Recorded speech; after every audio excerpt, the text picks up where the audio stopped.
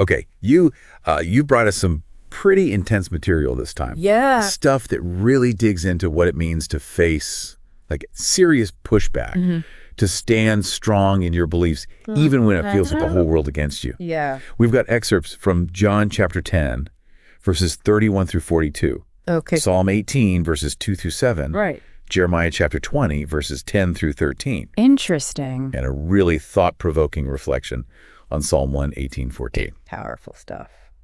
So, Yeah. it's a bit of a deep dive today It is. into how these ancient words, these ancient insights, speak to something I think we all struggle with. Oh, yeah. What does it look like to stay true to what you believe? Right. Right. Especially when you're facing some pretty serious opposition, Absolutely. when it feels like you're standing alone. You know, one thing that really jumps out at me looking at all of these together Yeah. is that that feeling of friction. You know, that tension that comes up when you've got deep conviction, but you're running into resistance. Yeah. Like a head-on collision almost. It's that I know this to be true, Right. but everyone's telling me I'm wrong kind of feeling. Exactly. Yeah. And I think a big question that echoes through all these texts Okay. is, what does it actually mean to live, to speak, to just be in a way that reflects something way bigger than ourselves? Yeah. Especially when people don't get it. Right. When they push back hard. Yeah, not just a I disagree with you, but Right. like a you're dangerous kind of pushback. It's serious. Let's jump right into that tension with the Gospel of John. Okay. This scene, it's electric. It is. I mean, Jesus is there and the crowd just erupts. They pick up stones to stone him. Wow. And their accusation is huge. Yeah. Blasphemy. Yeah. They say it's because he, being a man, makes himself God. That's a heavy charge. It's a direct confrontation. Yeah, straight to the core of it. Yeah, and Jesus' response is really interesting. It is. It's what you might expect. Yeah, you'd think he'd just refute it outright. Right, say, no, you've got it all wrong. But he does something different. He does. He quotes from their own scriptures, Oh, wow. from Psalm 82. He says, "Is it not written in your law, I said, you are gods." So he's basically using their own tradition to challenge their understanding of what it means to be divine.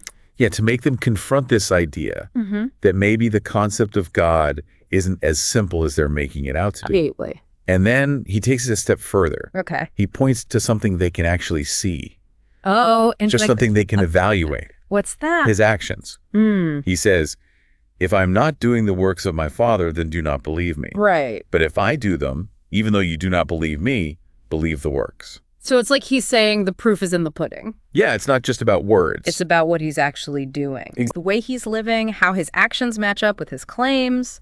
And things just keep escalating. They do. They try to seize him, Oh, wow. but he gets away. He does. Then he goes back to where John first baptized. Okay. And the people there, they say something so insightful. What's that? They say, John did no sign, but everything that John said about this man was true. That's powerful. It's like they're connecting the dots. Yeah, between John's words and what they're seeing Jesus do. Yeah, John's prophecy and Jesus's actions. Right. It's like two different forms of witness coming together. Exactly. The spoken word and the lived experience. And despite that initial fierce opposition, Yeah. there's a glimmer of hope at the end of the passage. Oh, good. It says, many believed in him there. So even in the face of such intense pushback, Yeah, even with the threats, people still chose to believe. based on what they saw. Right, based on what they heard. And that takes us to Psalm 18, Okay. which kind of shifts the perspective.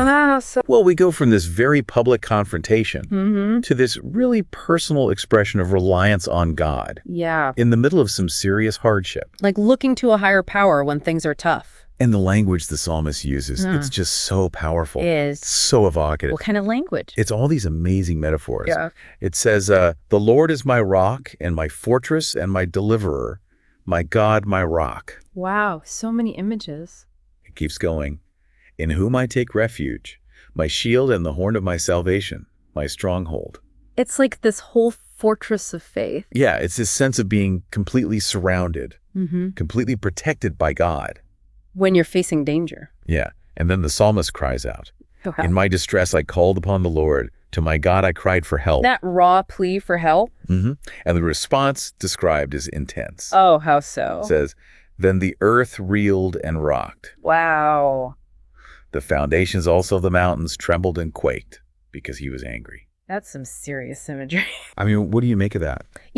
When you look at it in context, Yeah. I don't think it's meant to be literal, Right. like the actual earth shaking. But it's communicating something. It is. It's showing us how the psalmist felt. Right, that feeling of God intervening. Mm-hmm. Like the world itself is reacting to this cry for help. Yeah, it's highlighting the power of that divine support. Right, and the sheer magnitude of the situation. It's like, this isn't just a minor inconvenience. This is something big. Something earth-shattering. And that sense of divine intervention, even though it's expressed differently, seems to carry over into Jeremiah. Okay, But here, it's a different feeling. what do you mean? Well, it's less about public confrontation, Right. more about this deep sense of isolation.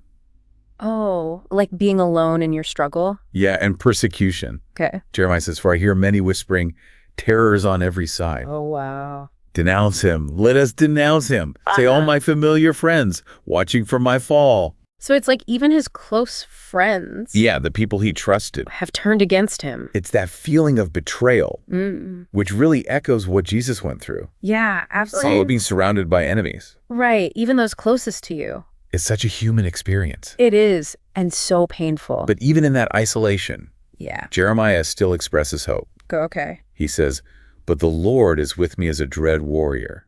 Mm. Therefore, my persecutors will stumble. They will not overcome me. It's like he shifts from despair to this unshakable trust in God. Like God's got his back. Exactly, no matter what. And then there's this raw cry for vindication. Oh, interesting. He says, O Lord of hosts, who tests the righteous, who sees the heart and the mind. Mm-hmm. Let me see your vengeance upon them, for to you have I committed my cause. So it's not just about enduring the hardship. Right. It's about actively seeking justice. Yeah, trusting that God will make things right. It's a different way of dealing with opposition. It is. It's acknowledging that sometimes You can't fight these battles on your own. you need a higher power to intervene. And the passage ends with this declaration of praise. Oh, right. It says, sing to the Lord, praise the Lord, for he has delivered the life of the needy from the hand of evildoers. It's like a full circle moment. Yeah, from struggle and In fear a place of resolution. and gratitude. Powerful. And that sense of deliverance, that praise. It feels like it connects all these sources together, It does, doesn't it? even in the midst of opposition and hardship.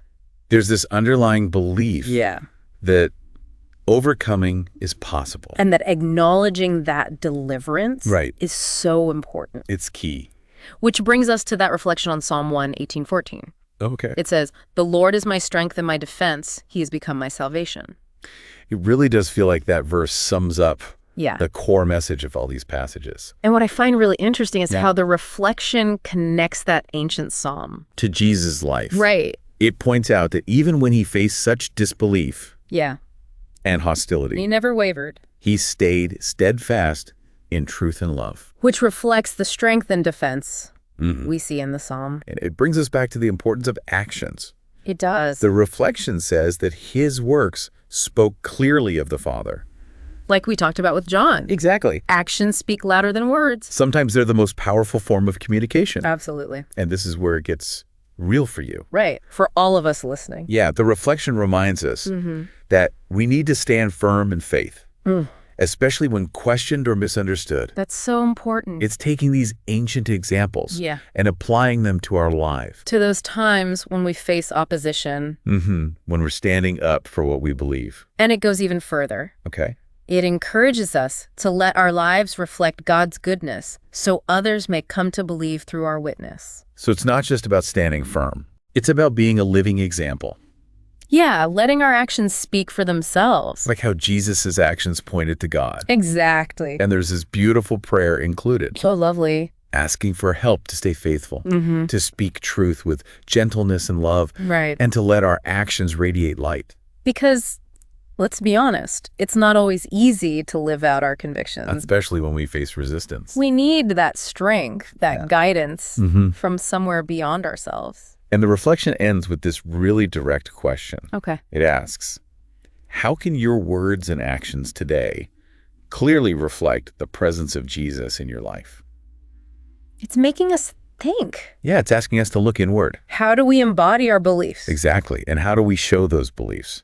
In the real world. Not just talk about them. Right, but live them out. So, I mean, as we bring this all together, Yeah. we can see how these different sources from different times Different styles. all come back to this central theme. What's that? The challenge of living in line with your truth. Right. When that truth is met with opposition. Yeah, it's that friction we were talking about. And it really emphasizes how important it is to make sure that our words and our actions match up. That they reflect what we truly believe. Exactly. That congruence is key. And that leaves you with a final thought to ponder. Okay, I'm listening. When you think about those examples we've explored, Jesus, Right.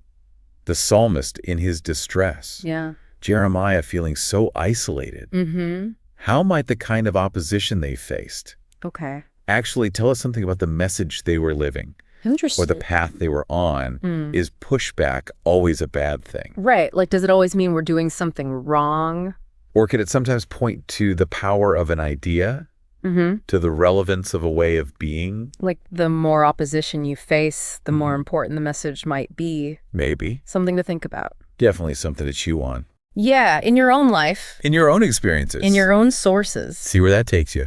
Thanks for the deep dive. Absolutely. I needed that. Me too. Really made me think. Likewise.